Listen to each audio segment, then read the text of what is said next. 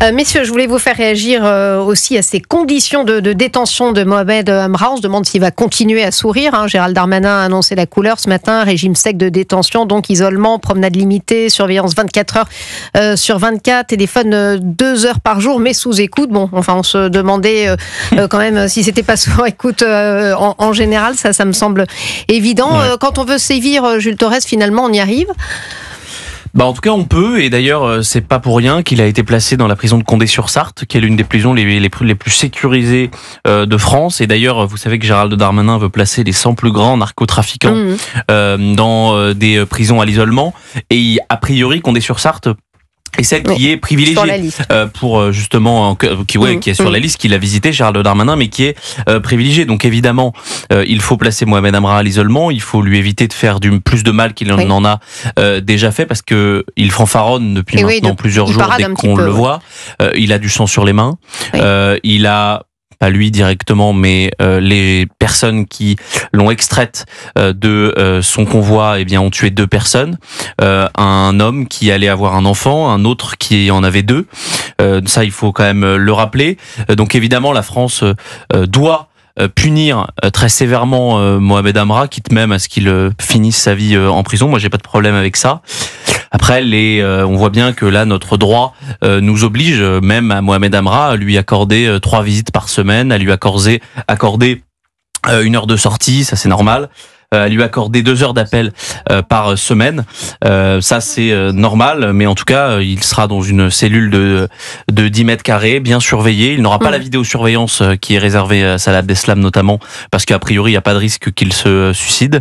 Ce qu'on voit, c'est qu'il voulait quand même partir en Colombie, qu'il avait prévu de faire de la chimio, enfin pas de la chirurgie. Il a aussi dit qu'il était en vacances en Roumanie, mon cher Jules. Mais donc voilà, il doit être surveillé. Et il doit être puni. On va y revenir justement sur cette attitude assez discutable de Mohamed Amra dans quelques instants, et pas de la chimiothérapie. Restez bien avec nous, la suite d'Europe 1 13h, c'est dans un instant avec Stéphanie Demuru de 13h à 14h sur 13h, 14h, Europe 1 13h. Avec Stéphanie Demuru sur Europe 1 13h46, la suite d'Europe 1 13h avec vos 2 chroniqueurs, Stéphanie, Jules Torres, journaliste politique au Journal du Dimanche, et l'écrivain et philosophe Nathan Dever. Le sourire arrogant de Mohamed Amra, on continue d'en parler, enfin on va en parler. Je vous propose de tendre l'oreille maintenant. C'était Mohamed Amra hier, à son arrivée à l'aéroport de Bucarest hier. Ah voilà, c'était rapide. On ne va pas pleurer, mais enfin voilà, l'arrogance, le sourire, ça vous a inspiré quoi, Nathan Dever, cette attitude ? C'est le sourire de la mafia. Vous avez un homme qui a un parcours de grande délinquance et de criminalité absolument impressionnant, éloquent sur le fonctionnement de la mafia, pacte faustien qui commence très tôt, avec au début des petits délits, et qui sont destinés à couper un individu de la société pour l'inféoder à cette mafia et le pousser à aller dans des logiques de plus en plus criminelles. Face à cela, vous avez donc quelqu'un qui était incarcéré, qui était dans un réseau qui n'avait manifestement aucune peur de l'État, qui a mis en œuvre ce commando criminel terrible en abattant 2 agents, dont un qui s'apprêtait à avoir un enfant, et l'autre qui avait 2 enfants, je crois, qui ont été abattus comme des animaux, comme dans une série, quoi. Et cet individu se fait arrêter. Et il sourit, et il ricane. Vous avez parlé de la mafia, c'est El Chapo, vous vous souvenez d'El Chapo quand il a été transféré aux États-Unis, c'est le même sourire, mais enfin c'est une forme de stratégie, de communication. C'est une forme presque de fierté, c'est une forme de désinvolture. Oui, puis il s'achète le respect de. Ah, puis en prison, je peux vous dire qu'il va être acclamé comme le Messie. C'est ça l'idée, non ? Oui, quand il va arriver à Condé-sur-Sarthe, donc c'est là où il y a 249 places, c'est là où il y a les plus grands criminels de France, et ce qui est arrivé le 14 mai 2024 à Incarville, eh bien, ça va être sa médaille à Mohamed Amra. Il va être quasiment le patron de la prison. On sait très bien aujourd'hui comment fonctionnent les prisons françaises. Il y a des clans, il y a des personnes qui sont puissantes. Et Mohamed Amra, même si il a un physique qui paie pas de mine, on dirait pas un grand caïd de la drogue, mais il va être. El Chapo était pas bien grand. Non, voilà, c'est exactement ça. Mais c'est parce que il a à son actif, dans son CV, cette horreur qui malheureusement dans une prison est bien considérée comme comme une songer médaille en d'or. France à flouter la tête Mais des terroristes, vous parce avez qu'en raison. Allemagne, ils ne les montrent pas, hein, justement pour des raisons de présomption d'innocence, de droit à l'image, Vous mais avez aussi raison. pour pas C'est qu'ils un- paradent, quoi. C'est un peu la question qu'on s'était posée sur les terroristes, Mohamed Merah, les frères Kouachi, etc. C'est que là, en fait, il y a un effet terrible de starification de ce criminel. Est-ce que les gens seraient capables de citer le nom et le prénom des 2 agents qui ont été tués et abattus? C'est Non. raison. Moi, j'ai Fabrice dit... Mollo et Arnaud Garcia. Voilà. Mais en tout cas, ils n'ont pas été starifiés. Leur photo n'est pas connue de l'ensemble des Français. Donc on est dans une logique malsaine de spectacle où c'est le criminel qui est, si vous voulez, plus starifié que ses propres victimes. Écoutez Mathieu Vallée sur ce point, pardonnez-moi, député européen, porte-parole du RN. J'avais pas l'impression qu'on était à l'aéroport de Bucarest, mais au festival de Cannes, sacré pété de flash.